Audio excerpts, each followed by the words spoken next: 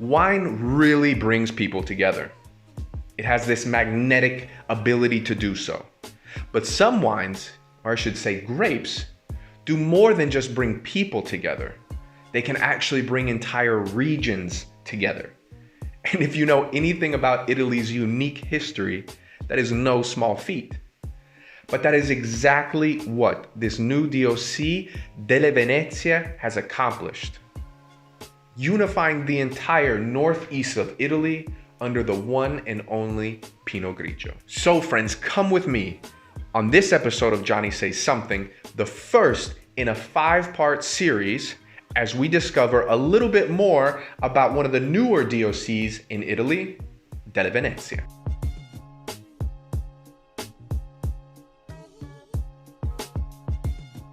Italy is known for so many beautiful things, so much diversity. But sometimes that diversity can create difficulty when it comes to communicating, explaining, and understanding the importance of something in its entirety. That, my friends, is exactly where il Consorozio delle Venezie comes in. Boasting 330 members and 39 co-op wineries, this group of like-minded producers has come together to make sure that the quality of one of Italy's most beloved grapes remains at a very, very high standard. And nothing could be more important for this area since it is responsible for 85% of the total Pinot Grigio production in all of Italy. Raise your hand if you've ever tasted a Pinot Grigio from Italy. Now, if I could see through the camera right now, I'm sure I'd be seeing a whole bunch of hands going flying up in the air. It's one of those wines that really kind of shows the charm and the allure of the Italian lifestyle, Italian culture, and really brings you in and helps you fall in love with everything Italy has to offer. So much so that I know plenty of people whose wine journey has started, and I won't say finished, but has just stayed very still with Pinot Grigio just because of how much they love it. Well, we're not gonna get into all of the reasons why people love Pinot Grigio today. That video would be a little bit too long, but we are going to look at the history of the area, what territories delle Venezia includes, and we're also gonna take a look at some labels that show the diversity in winemaking techniques, positioning, and the importance of foreign markets. And to pick up on that note, winemaking techniques, positioning, and the importance of foreign markets, that is exactly what has brought together the Triveneto area since day one. So when we speak of the Triveneto area, we are talking about the regions of Friuli, Venezia, Giulia, and Veneto, in the autonomous province of Trento. That is a whole lot of land right there, guys. Land that between the 7th and 5th century BC was already being used for the cultivation, harvesting of grapes for winemaking. And as they say, if it ain't broke, don't fix it. That is exactly what people have been doing ever since then. But there are other connections to the past that really show the importance of this area. Take, for example, the name of the region, Friuli, Venezia, Giulia. See, its name actually comes from a small town that is inside of the region that was once called Forum Gioli. Nowadays, it's known as Cividale del Friuli.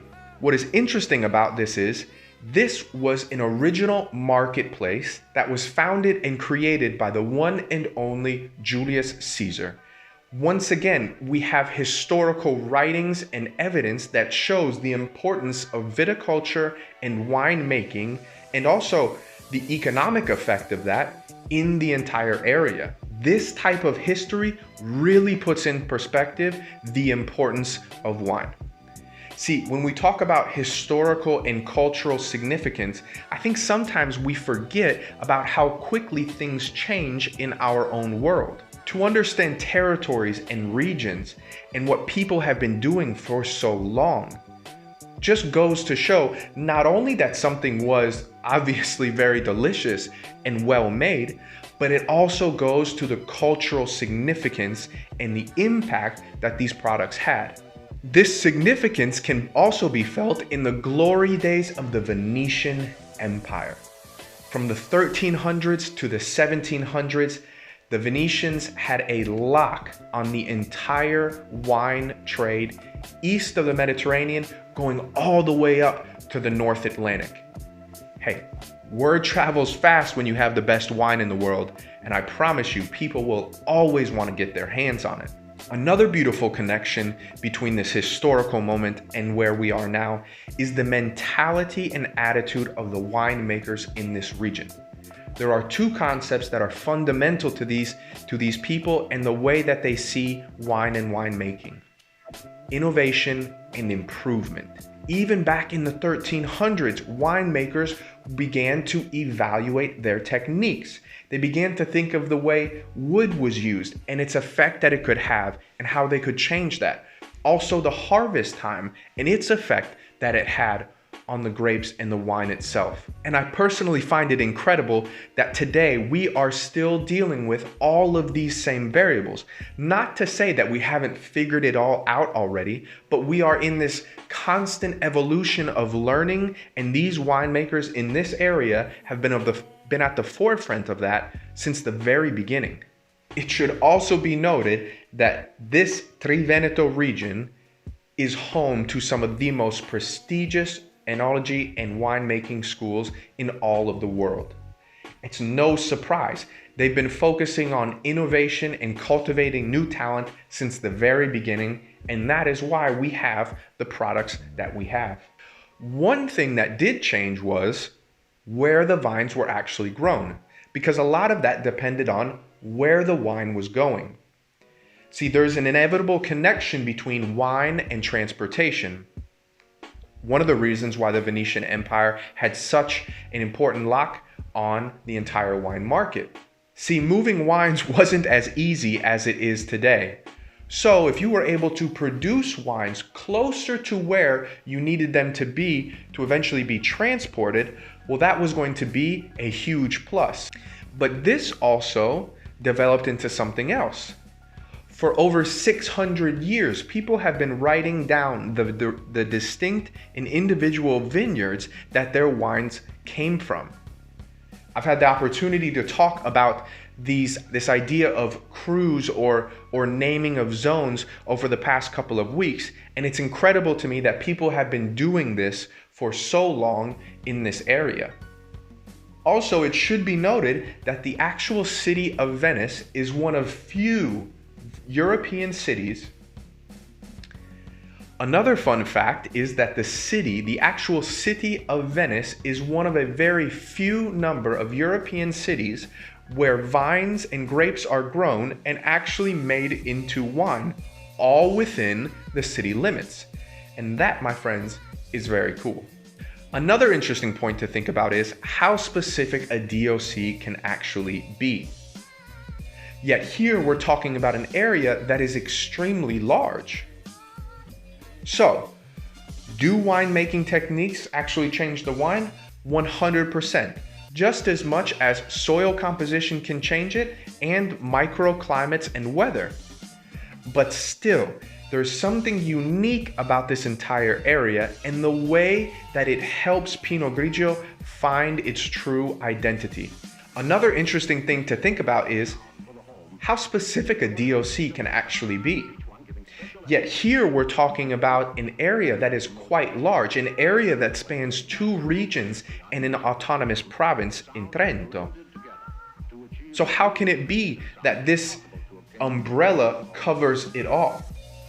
Well, see, yes, winemaking techniques can change the way a wine tastes. We also have the soil composition. We also have the microclimates. All of these things contribute to the wine itself.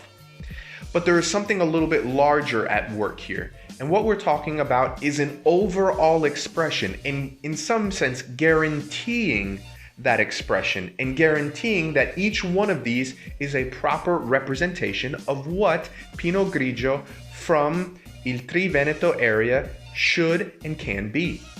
Now, I have to say that is quite a big deal for such a small grape. One thing is definitely for certain, and that is you can sense the diversity of Italy all within the Triveneto area. There's a little bit of everything. So depending on where you are specifically, you probably have the Dolomites to the north, you have the Adriatic Sea either to the east or to the south, you have Lago di Garda, which sits to the west or south, and then in your extreme southern border, you have the Po River. Now, all of these individual things play a fundamental part in the overall climate system that nurtures these Pinot Grigio grapes in the entire Triveneto area. All right, I think we've said enough about the history for now. Why don't we start to take a look at some of these bottles? First up, Bosco del Merlo. Here we are situated right on the line between Veneto and Friuli Venezia Giulia, in an area where these vines really reap all the benefits of mineral-rich soils thanks to receding glaciers centuries ago. It's these soils that really help give this wine a true and singular identity. An identity that has been known way back when, even from Pliny the Elder. Yes, the famous Roman poet wrote about the vineyards that we can find inside of this bottle right here. Though this wine says Bosco del Merlo, the family behind it are the Paladins. They opened up their first winery and cellar in 1962, and ever since then, it's been all about family, understanding the vines, and working with the same values and traditions as those who came before. This is a wine to keep your eyes out for, and as you can see, it has this beautiful blush color, which can be attributed to that little kind of gray skin of a Pinot Grigio. But we'll get into more of that just another time.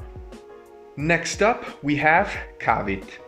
Here we are in Trentino, where the Dolomites reign supreme, creating in a labyrinth of microclimates that really help push the identity of this wine. Cavit is a powerhouse when it comes to teamwork and production. There are 11 different wineries that all fall under a single name. Now, we have always admired the way that people have worked in Trentino, especially winemakers, bringing people together and really elevating each and every one of them. But these guys have taken that to another level. See, the 11 wineries that they have underneath are actually all Cantine Sociali. These are co-ops in and of themselves. So really, when we see this bottle, we are seeing a consortium of Cantine Sociali. And they have realized that that comes with an immense responsibility. So not only are they making special wines that represent a territory, but they are aware of the fact that they have to do it in the right way. The actions that they take are going to have an immense effect on the environment and the area in general. And they know that, and they don't take that responsibility lightly. So hats off to them for that, and hats off for making some fantastic wines. Next up, we have Noi Italia, the largest private winemaker in all of Italy, founded in 1986. Over the past 5 years, they have grown consistently, both in terms of finances and economics, and also production. Now, I think that really speaks volumes to how much people want to have an Italian experience. The number of bottles that they produce is truly staggering. And it's great to hear that a producer of this size still understands its responsibility and commitment to the people who drink and enjoy their wines. These wines are a sort of ambassador of Italy, and with such a unique bottle, they definitely stand out. I personally think these wines represent an important part of wine consumers, especially those outside of Italy. I very much understand that this is not a traditional bottle, but sometimes it's something like this that gets people to think that they can approach wine in a way that they feel comfortable with. Sometimes the history of wine and its classical nature, which is something that I personally love, I think sometimes can scare people away. So it's great to have this type of variety when we talk about the Triveneto region and delle Venezia. On to the next wine, and once again with a very unique label, we are talking about EcoDomani. Since its first release in 1996, Fabrizio Gatto has had a clear vision of what he has wanted his wines to be. They are the perfect blend of Italian style and glamour, with just the right amount of culture. A cutting-edge approach to winemaking is what Fabrizio was looking for, and I would say he hit the nail on the head. After extensive studies that took him all over the world, between California, France, and even throughout the entire Triveneto area, Fabrizio knew what it took to make an exceptional wine. Now, he still wanted to make a wine that transmitted emotion, yet still had some space for those emotions to be felt and enjoyed. He wanted to make a Pinot Grigio that had that characteristic acidity with beautiful floral notes that really paired well with food. And if you want, go check out their IG page because they did an incredible job with a recent campaign and created some really beautiful images. Next up, we have Prima Classe Pinot Grigio from MGM Mondo del Vino. This right here is a little bit of a Piemonte connection, and I'll explain that. But first, I'm gonna pour myself a glass of this one. So, our Piemonte connection. Well, if you haven't heard of Mondo del Vino, you are definitely missing out. Go check it out on Instagram and even their website. This is one of the newest hubs when it comes to winemaking and wine information. Started in 1991 with 3 founders who had lived and breathed the wine industry for years, MGM Mondo del Vino took an innovative approach to making high quality wines. See, they use a very scientific approach, working with enologists and biologists who communicate directly and regularly with the people who are growing these grapes to find the best grapes and also the best way to make the best wine.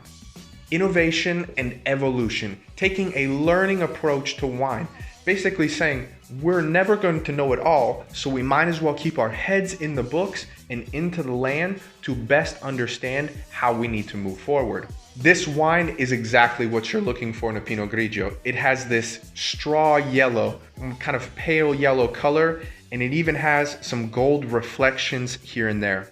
Now, last but not least, we have Pierre 1899. From the name itself, you begin to understand its historical importance. And once again, here we have a philosophy that is directly in line with that of the Consortium, which is grapes of the highest quality that truly represent a territory. See, we are in Friuli Grave, and so we have the mountains, the Dolomites that protect, and the sea that mitigates. And here you can really get a sense of the Triveneto's entire importance. Once a trailblazer, always a trailblazer, this family-run winery has had the same values since the very beginning. Let the grapes and the wine do the talking, both for the land and for the winemaker. See, since the mid-90s, they have been working in biodynamic, organic farming to produce wines that not only respected nature, but reflected nature. They've also gone on to work with many indigenous grapes of the region and of the area, but still there is an importance with Pinot Grigio that should and definitely is noted. This bottle right here, I cannot wait to taste, and when I do, I will definitely let you know what I think. All right, guys, that is it for now. We've gone over the history. We went through our first batch of bottles. So I want to know what you guys think of this video and also of some of the bottles that we presented. What were your experiences with Pinot Grigio? Have you guys tasted it before? Is it something you drink regularly? I personally want to know. But make sure you stay tuned because we're going to have another video coming out where we talk about the climate aspects of this area and also start to get into the characteristics of this grape itself.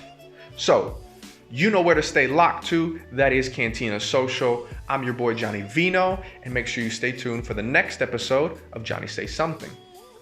Cheers.